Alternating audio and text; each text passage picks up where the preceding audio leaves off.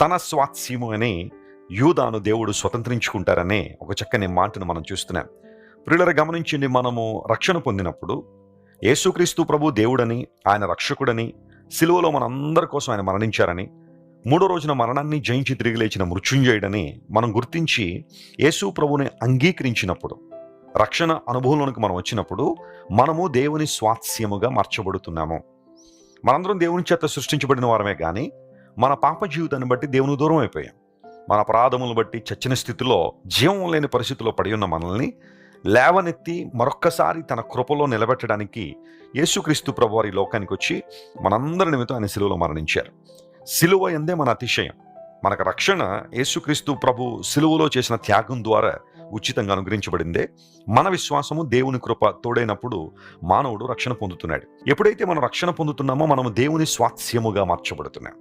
దేవుడు తన స్వాస్యమును ఎడబాయువాడు కాదు అని కీర్తన గ్రంథంలో మనం చూస్తాం. ఆయన మనల్ని విడిచిపెట్టలేదు, మనల్ని ఆయన ఎడబాయడం లేదు. ఎందుకంటే మనము ఆయన స్వాస్యం అని కదా. చాలాసార్లు అపవాది మనకున్న సమస్యలు మన ముందు తీసుకొచ్చి, దేవుడికి నువ్వంటే ఇష్టం లేదు, దేవుడు నిన్ను అస్సలు పట్టించుకోవట్లేదు, ఆయన నిన్ను ద్వేషిస్తున్నాడు, ఆయన నిన్ను విడిచిపెట్టేశాడు, ఆయన నిన్ను వదిలేశాడు అని చాలాసార్లు అపవాది మన ముందుకు ఆ మాటలు తీసుకొచ్చి మనం కృంగదీస్తుంటాడు. బైబిల్ సెలవిస్తూ ఉంది, పాపం ద్వారా మనం దేవునికి దూరం అయిపోయాము, అది వాస్తవమే. కానీ యేసు ప్రభును ఆశ్రయించినప్పుడు, ఆయన అంగీకరించినప్పుడు ఆయన మనలను తన బిడ్డలుగా చేసుకున్నాడు. తన స్వాస్యంగా దేవుడు మనల్ని మార్చుకున్నాడు. నీ గుర్తింపు క్రీస్తులో చాలా చాలా విలక్షణమైనది, విశిష్టమైనది. ఎప్పుడు మర్చిపోవద్దు. నీ గుర్తింపు క్రీస్తులో చాలా చాలా గొప్పది. నీవు ఆయన స్వాస్యమై ఉన్నారు. అనేక సందర్భాల్లో దేవుడు తన ప్రజలను తన స్వాస్యముగా సంబోధించాడు.